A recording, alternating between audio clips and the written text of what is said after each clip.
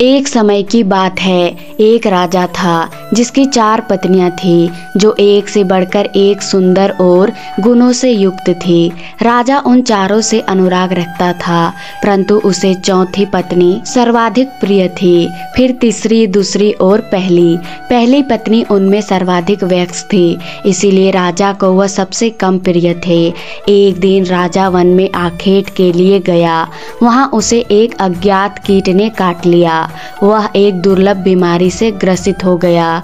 वैद्य एवं तांत्रिकों ने अपनी सारी विद्या का प्रयोग किया, परंतु उसकी अवस्था सुधार नहीं पाए। अंततः उन्होंने यह कहा कि राजा की मृत्यु निकट है और अब वह कुछ ही दिनों के अतिथि हैं।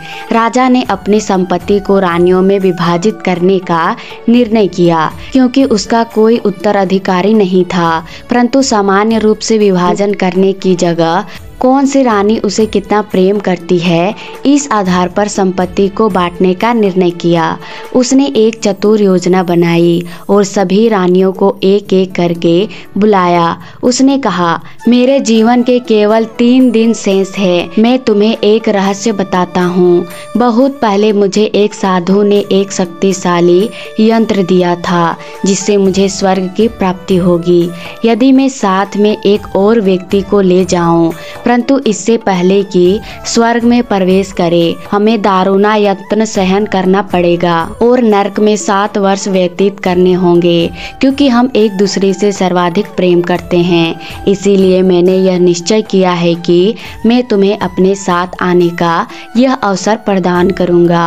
उसने चौथी रानी से आरंभ किया, जो सबसे छोटी थी और जिससे वह सबसे अधिक प्रेम करता था।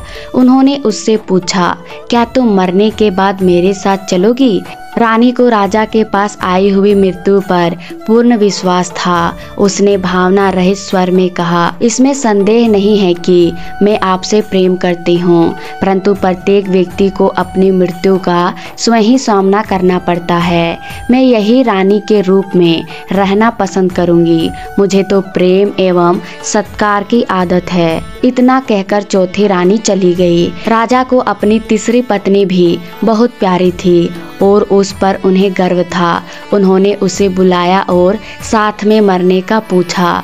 तीसरी पत्नी बोली, मैं आपको यह सिद्ध करूंगी कि मैंने आपसे सबसे अधिक प्रेम किया है, पर मैं आपके साथ नहीं चल सकती।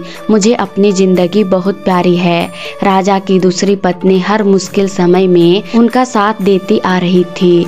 जब कभी राजा किसी मुसीबत या उलझन में होता तो वही उसका निवारण करती। राजा ने उससे भी साथ चलने के लिए पूछा, जिस पर दूसरी पत्नी ने कहा, माफ कीजिए महाराज, मैं इसमें आपकी कोई मदद नहीं कर सकती। मैं आपका अंतिम संस्कार जरूर करवा सकती हूँ और मैं उस वक्त तक आपके साथ रहूंगी। तभी एक आवाज आती है, मैं आपके साथ चलूंगी और जहाँ भी जाएंगे वहाँ जाऊंगी, भले ही वह मौत के बाद का सफर हो। राजा ने देखा यह उनकी पहली पत्नी की आवाज थी। राजा अब शांति अनुभव करता है कि कोई तो है जो उसे बिना किसी अपेक्षा के प्रेम करता है, पर उन्होंने उस पर सबसे कम ध्यान दिया था। राजा को बहुत शर्मिंदगी महसूस हुई।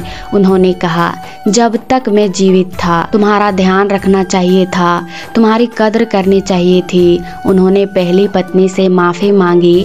दोस्तों, वास्तव में यह कथा आपकी, हमारी और प्रत्येक मनुष्य की है। हर व्यक्ति की 4 पत्नियां होती है। चौथी पत्नी है हमारा शरीर। हम इसे खूब सजाते हैं, गहने पहनते हैं, अच्छे कपड़े पहनते हैं, पर आखिर में यह हमारा साथ छोड़ देता है। हमारी तीसरी पत्नी होती है धन संपत्ति। हम जीवन का बहुत सारा समय घर को साजो सम्मान से भरने में लगा देते हैं, वह भी हमारे साथ नहीं चल सकती। और दूसरी पत्नी है हमारा परिवार और दोस्त। वह हमारा हर सुख दुख में साथ देते हैं, लेकिन ज्यादा से ज्यादा वह हमारे आखिरी समय में ही हमें अलविदा कहने आ सकते हैं, पर साथ में नहीं चल सकते। अब सोचिए, चौथी रानी कौन होगी जो हमेशा हमारे साथ जाएगी, पर जिसको हम कभी महत्व नहीं देते? वह रानी है सद्भावना और निस्वार्थ निस्वार्थ भाव से किए गए पुण्य कर्म। यही वह पत्नी है जो मरने के बाद भी हमारा साथ नहीं छोड़ती, सदा साथ जुड़े रहती है। मनुष्य के कर्म ही है जो मृत्यु के बाद भी उसके साथ जाते हैं। हम में से अधिकतर लोग इस कहानी के राजा की तरह ही जीवन जीते हैं। कहानी में बताए कर्मानुसार ही अपनी पत्नियों से प्रेम करते हैं। हालांकि यह जीवन का आधार भी है और आवश्यक भी है कि सम्मान के साथ आरामदायक जीवन जिए, परिवार और दोस्तों को प्यार से संजोकर रखे, अपने शरीर का ध्यान रखे, इसे स्वस्थ रखे, पर हमें उस जन्म देने वाले जन्मदाता यानी ईश्वर को कभी नहीं भूलना चाहिए। थोड़ा ही सही लेकिन कुछ समय उस परमात्मा को जरूर दे। निष्कर्ष, जीवन में भी सच्चे प्रेम के मूल्य को समझना जरूरी है। संपत्ति, परिवार और शरीर के साथ साथ हमें सद्भावना और निस्वार्थ प्रेम के मार्ग पर चलना चाहिए और उस परमात्मा को याद रखना चाहिए जो हमारे जीवन का अंतिम सत्य है। आशा करती हूँ दोस्तों आपको ये कहानी पसंद आई होगी। पसंद आए तो वीडियो को लाइक, शेयर, सब्सक्राइब जरूर कर देना। मिलते हैं अगली वीडियो में, तब तक के लिए राधे राधे।